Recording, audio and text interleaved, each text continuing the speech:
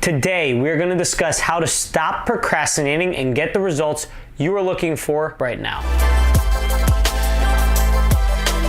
What up? Antonio here. This channel is all about helping young professionals achieve their goals outside of work so they can live the life that they want. If you are a young professional like me, you're probably comfortable. You don't mind your job. You're making good income.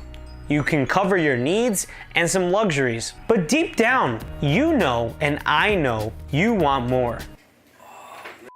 Chill.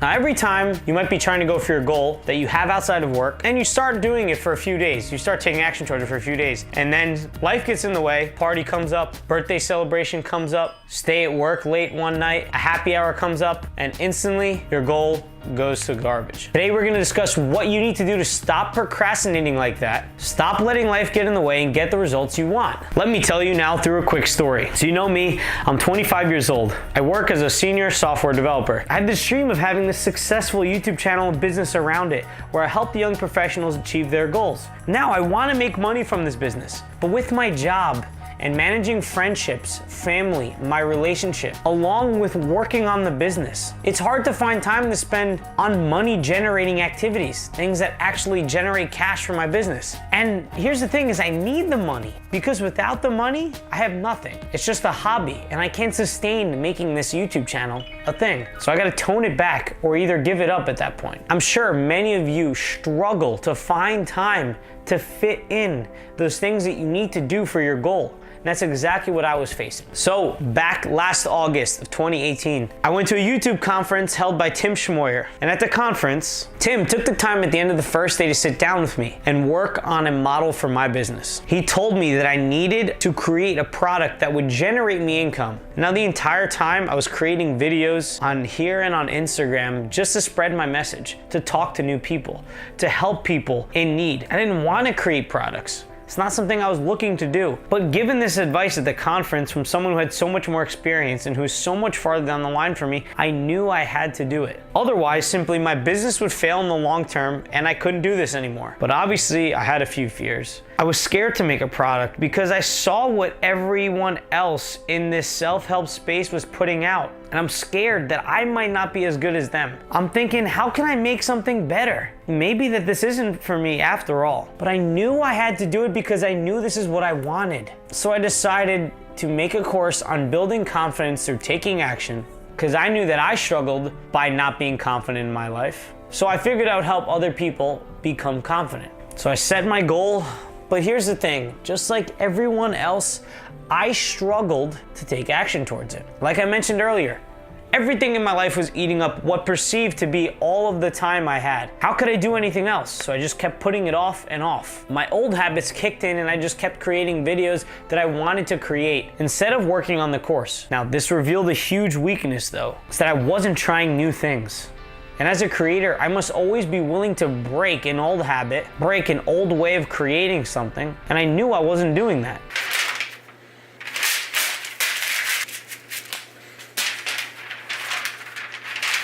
Instead, my fears were getting in the way of allowing me to do this consistently, and I was walking blindly through this. At the time, I picked up The 4-Hour Workweek by Tim Ferriss. In the book, it explains the power of a negative reinforcement. It's basically how you can get yourself to do things even when you don't want to or when you don't feel like it. And it's funny because I wasn't gonna reread this book.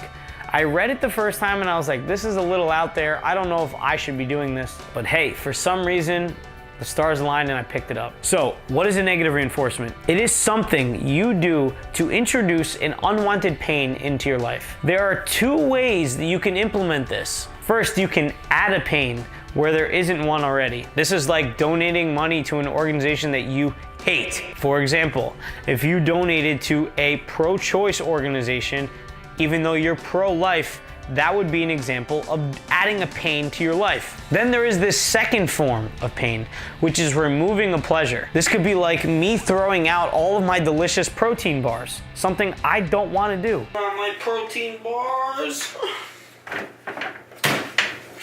And this is taking something away that I already have. Now, after learning about the negative reinforcement, I decided I'm gonna do this. I don't care. I promised the course on confidence building and I'm gonna put it out. And the negative reinforcement I set for myself was I was going to clean my apartment's toilet if I didn't finish the course by the end of October. And guess what? October came and went, and I didn't finish the course, and I didn't clean that disgusting ass toilet. Holy shit, that was so bad. The thing was, there's no one checking up on me, so I didn't have to clean the toilet. And this is when it dawned on me that a negative reinforcement wasn't this magical thing. Instead, it had to be used properly in order to work. I realized another fear. I was scared that if I had committed to add this into my schedule and get it done, that I might not. Why? Because I'm so busy, guys. I didn't have enough time as it was. I thought I would just be signing up to do the negative reinforcement if I did it properly. But that's the thing. Let me explain how it should be done. As the goal came and went at the end of October, I felt disappointed, fed up and disgusted with myself for not making progress towards my goal. And instead of changing, I was doing the same damn thing over and over and over again. Feeling fed up, I made a bet with my mastermind partner.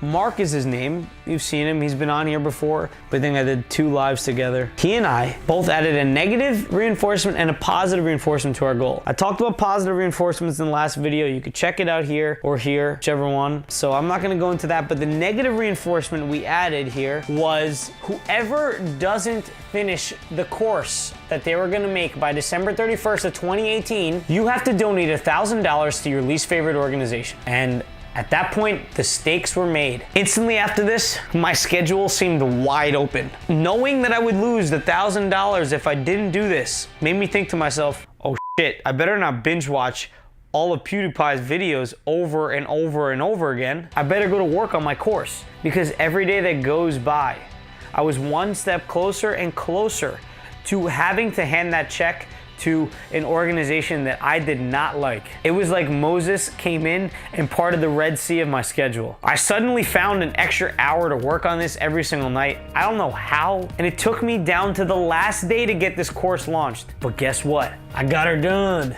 I pushed through the fear, got a product out there for the world to buy. And I had to work on it on Saturdays, on Sundays, late nights, on early mornings. But I found a way. Why did I find a way? Because the negative reinforcement turned my want into a need, from a maybe into a must. In order to make a change in your life, your wants and your desires must be burning needs, something you absolutely need to do no matter what. And a negative reinforcement works so well. It gets you to do the things that you didn't expect to do because it turns it into a need. If you think about it, when you accomplish anything in your life, there's usually a negative reinforcement behind it that causes you to do it. If you don't complete this task at work, you'll probably lose your job. And if you lose your job, then you won't have money to support your family or to support going out on the weekend and all the happy hours you go to and your phone so you can scroll on Instagram all day. This is how a negative reinforcement works. It taps into a principle of human psychology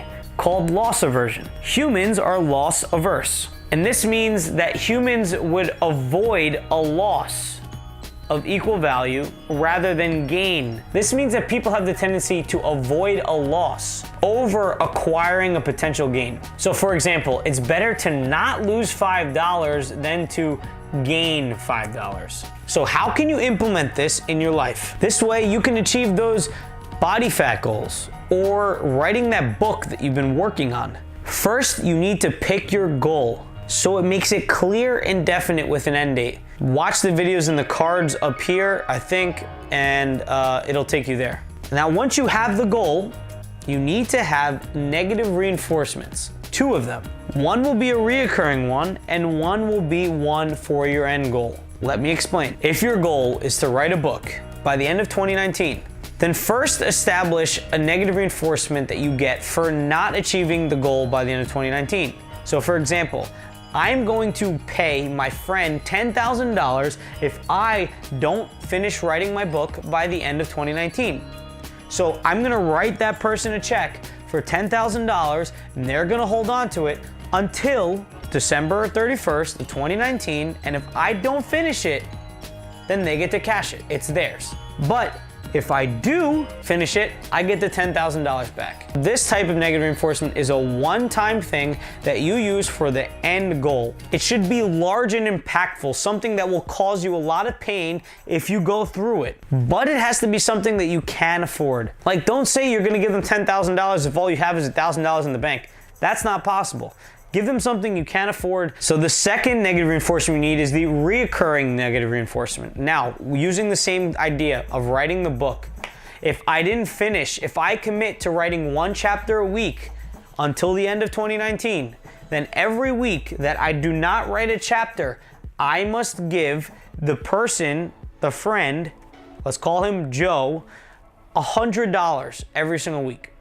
Now, again, this is something that is reoccurring, something that has to be impactful, but small and something that you can afford. It has to be something you can do on a frequent basis, whether it be daily, monthly, weekly, quarterly, it doesn't matter. And it also cannot work against your goal. So if your goal was to save money, you shouldn't be giving money if you don't save any. That's just stupid. You're just hurting yourself then. Now, this isn't only tied to money, guys. It can be used for other things. You can replace the $100 with doing their grad school homework for them, or their final thesis or something like that, or promising to do their laundry for them every single week. No one wants to do the other person's laundry. That's disgusting. And then if you don't achieve the end goal, maybe some larger form of public humiliation, like telling everyone that you have a really small penis. Now, pick the person that you'll be doing this with and hand them the checks or give them some form of proof, whether it be in writing, that you will do what you say you will do, and have them hold you accountable. I mean, look, they're gonna want you to do what you do, but this person is supposed to keep you in check, so if you don't actually do what you do, they get to do the negative reinforcement. They get to make sure that you have to do the negative reinforcement. And the real reason why this works is because you, yeah, I'm talking to you, and me, and all of us, we are afraid. We're comfortable with where we're at. We're making the money from our jobs. We don't necessarily need to do this thing. But that's why this is so powerful, because it takes your want and turns it into a need, so you find a way to get it done. When you feel like you can't, when you think you're fine, and when you come up with 100 excuses in the world, watch them disappear when you add a negative reinforcement to your goal. It calls you to set your smaller fears to the side for the greater ones, which is like losing the money, or the laundry, or the public humiliation. This simulates how you can make a change in your life. It's the only way. If someone put a gun to your head, would you do the thing that you've been procrastinating with right now? I bet you would. Okay, let's imagine something then. I'm putting a gun to your head right now. And if you don't subscribe, then I'm gonna shoot you. Just kidding, I don't have a gun. Or do I?